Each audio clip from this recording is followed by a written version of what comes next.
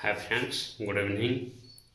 तो last time हम लोग बात किए थे रासायनिक प्रतिक्रिया यानी रिएक्शन के तौर पे केमिकल को मुख्य कुछ हिस्से में बांटा गया है, उसके ऊपर हम लास्ट टाइम बात किए थे। चलिए आज बात करेंगे सुरक्षा के दृष्टिकोण से, यानी सेफ्टी इंडेक्स के हिसाब से कुछ हिस्सों में हमारा प्लांट में जो सब यूज होता है रसायन यानी केमिकल, उसको कुछ हिस्सों में बांटा गया है, उसके ऊपर बात करेंगे। हाँ, तो ये वीडियो हर किसी के लिए बहुत मददगार होने वाला है, इंटरव्यू के लिए या जो लोग प्रेजेंट ड्यूटी में है उन लोग के लिए भी बहुत मददगार होने वाला है।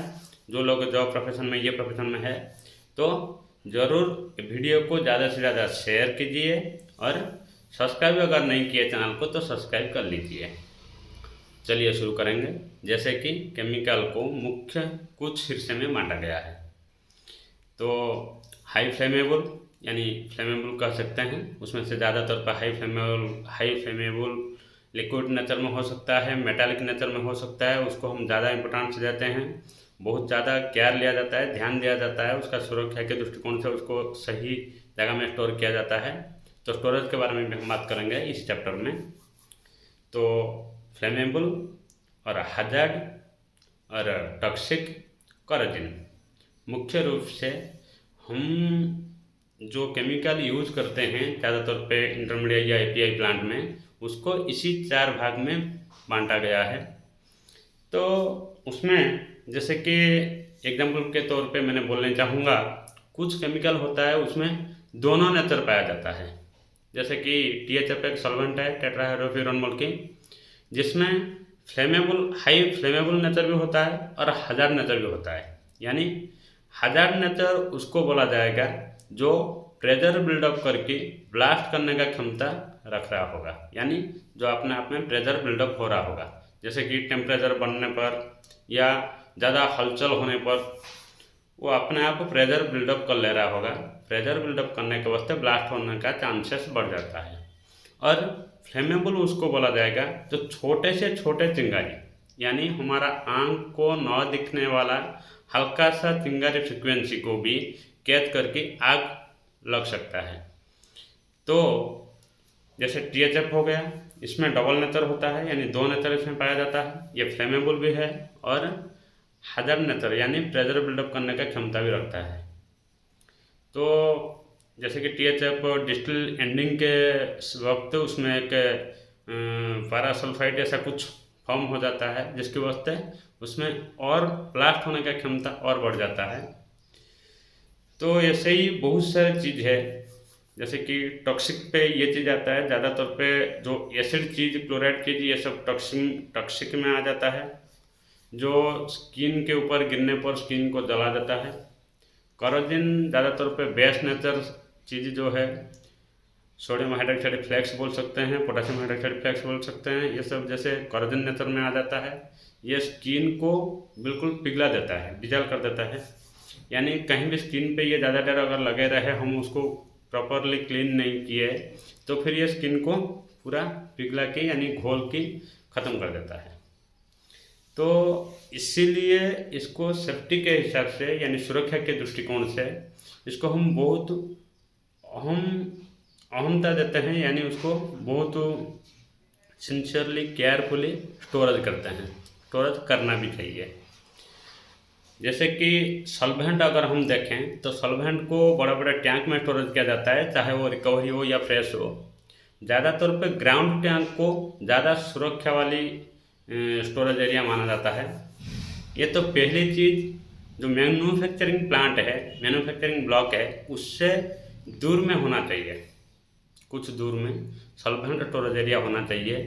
तो वहाँ पे अगर हम ग्राउंड टैंक बना रहे हैं तो फिर मिट्टी में बहुत बड़ा गड्ढा खोद दिया जाता है, उसमें कंक्रीट का टैंक जैसे बड़ा सा बना दिया जाता है और उसमें MS या SS टैंक को लगा के चारों तरफ नीचे तक रेती में भर दिया जाता है।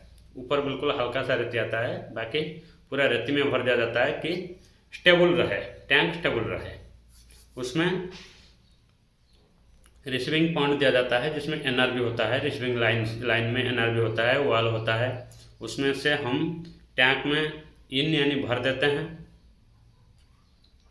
और टैंक के ऊपर वेंट तो कंपलसरी होना ही है, वेंट लाइन को वाल भी होना है और प्रेशर गेज भी चाहिए और ब्लोअर लॉक लाइन भी चाहिए। ब्लोअर लॉक लाइन इसलिए दिया जाता है, हम नाइट्रोजन प्रेशर से टैंक में है सॉल्वेंट को बाहर पंपिंग कर सकते हैं या निकाल सकते हैं, नहीं तो हम ईओडी पंप के माध्यम से अंदर से बाहर सॉल्वेंट को निकाल सकते हैं।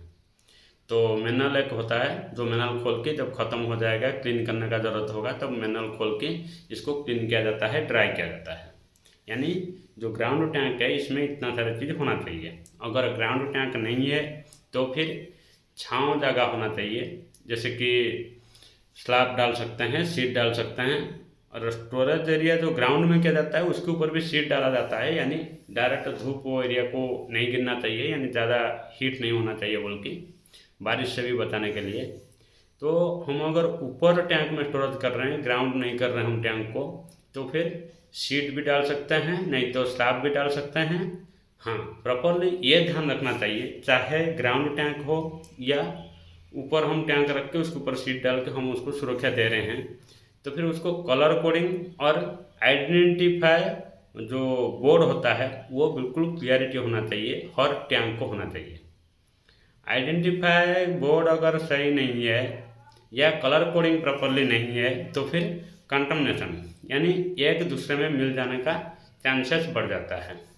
और जब हम डिस्पेंस कर रहे हैं टैंक से, बड़े टैंक से हम छोटे टैंक में या ड्रम में भर रहे हैं, पंपिंग कर रहे हैं, तो वो ड्रम या वो टैंक भी पूरा आइडेंटिफाई होना चाहिए कलर कोडिंग के माध्यम से। ये सुरक्षा के हिसाब से ध्यान देना बहुत ज़रूरी हो जाता है। सॉल्वेंट को इसी तरह स्टोरेज किया जाता है।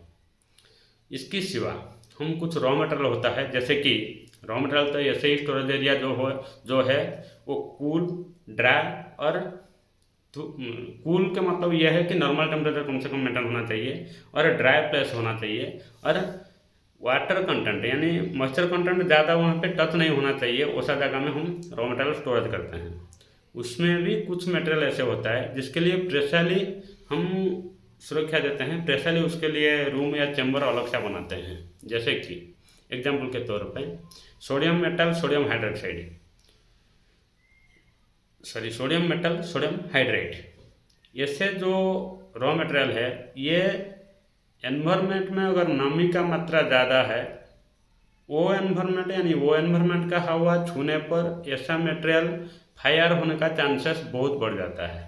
इसीलिए ऐसा मटेरियल को अलग से एक चैम्बर या अलग से एक रूम बनाया जाता है जिसमें बाहर का हवा ज़्यादा न आ रहा होगा, नहीं आना चाहिए, और डिडस्टिंग एरिया होना चाहिए, बाहर का डस्ट धूल ज़्यादा भी अंदर नहीं आना चाहिए।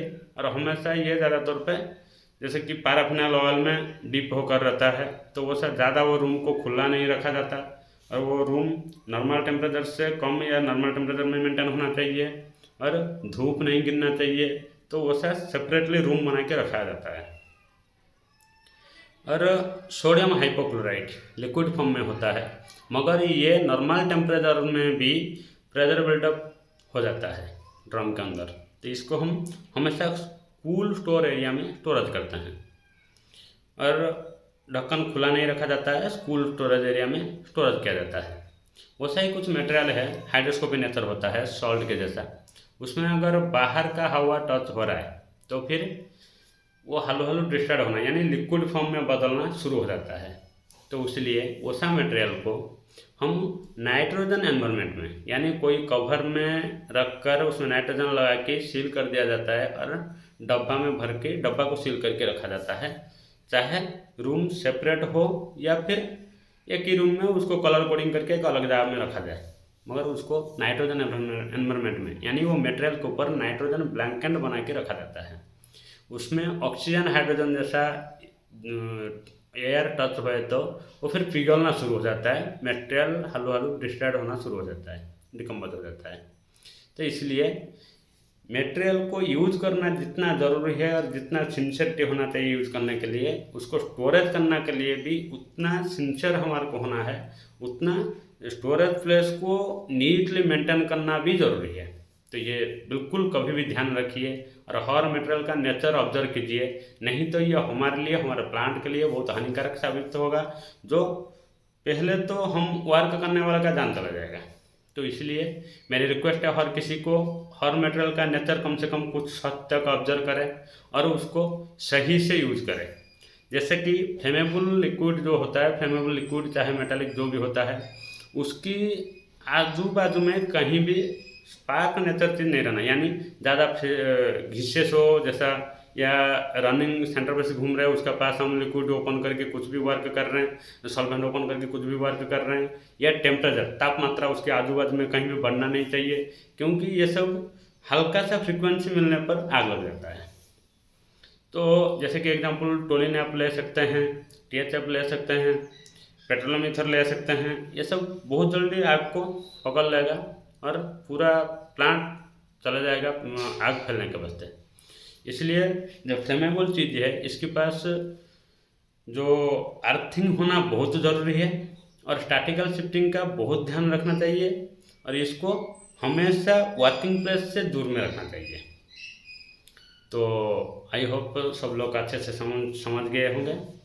तो वीडियो को ज़्यादा से ज़्यादा शेयर कीजिए, सबको बताइए कि दुर्घटना से हम लोग बचने के लिए ये ज़रूरी है वीडियो। तो वीडियो को भी लाइक कीजिए, कमेंट कीजिए और चैनल को सब्सक्राइब कीजिए। फिर मिलेंगे और एक चैप्टर में।